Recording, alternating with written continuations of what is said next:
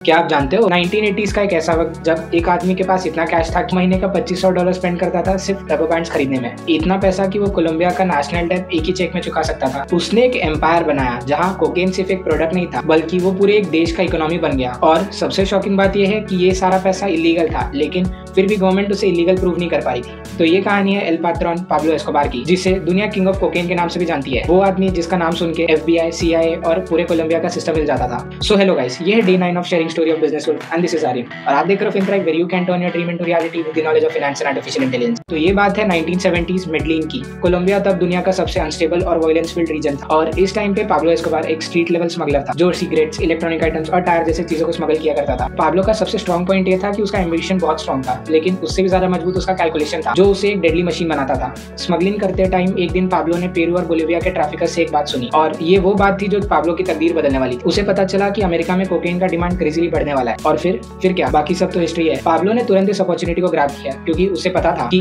जहाँ डिमांड है वहाँ पैसा होएगा और जहाँ पैसा है वहाँ क्रेजी पावर होएगा। पाब्लो ने एक ऐसा प्रोडक्ट चूज किया जो बहुत ही रिस्की था, लेकिन उसने अपने दिमाग से एक ऐसा सिस्टम बनाया जिससे गवर्नमेंट उसे इलीगल प्रूव ही नहीं कर पा रही थी। पाब्लो ने बहुत ही स्मार्टली स्मॉल कार्टेल्स को यूनाइट किया, सप्लायर्स को सिक्योर किया, पायलट्स को ड्राइव किया और एक स्मगल रूट एस्टैब्लिश किया जो होके जाता था from Medellin to Panama to Miami and finally from Miami it reached US। Within months cocaine supply boom हो गई और कुछ ही सालों में पाब्लो को लोग जानने लगे कोकेन किंग के नाम से। 1980s तक ये सिचुएशन थी कि Pablo was earning $420 million per week. उसके पास इतना पैसा था कि एवरी मंथ 10% कैश चूहे खा जाते थे। लोग का तो ये भी कहना था कि पाब्लो के पास इतना पैसा है कि वो एक कंट्री को 2-3 बार खरीद सकता है। पाब्लो का बस एक ही रूल था, डेड मनी भी जिंदा लगना चाहिए और यहीं से स्टार्ट हुआ उसका मनी लॉन्ड्रिंग का एम्पायर, जहां उसने ब्लैक मनी को व्हाइट मनी बनाना शुरू किया। तो अब ये समझते हैं कि पाब्लो ये करता कैसे था। पाब्लो कैश और कोकेन स्मगल करता था थ्रू फ्लाइंग ATMs, मतलब उसकी प्लेन कोकेन लेके US जाती थी और जब वापस आती तो उसके टायर के कंपार्टमेंट में $10 मिलियन to $15 मिलियन कैश भर के आती। लेकिन पाब्लो ये पैसा डायरेक्टली बैंक में नहीं डालता, उसने 1000 प्लस डिपॉजिटर रखे थे जिनका काम था रोज $5000 से $10,000 डिपॉजिट करना, वो भी अलग सिटीज में, अलग अकाउंट से और अलग नाम से। और ऐसे ही एक दिन में $1000 ऑफ कैश डिपॉजिट हो जाता था। पाब्लो का सबसे फेवरेट लॉन्ड्रिंग मशीन था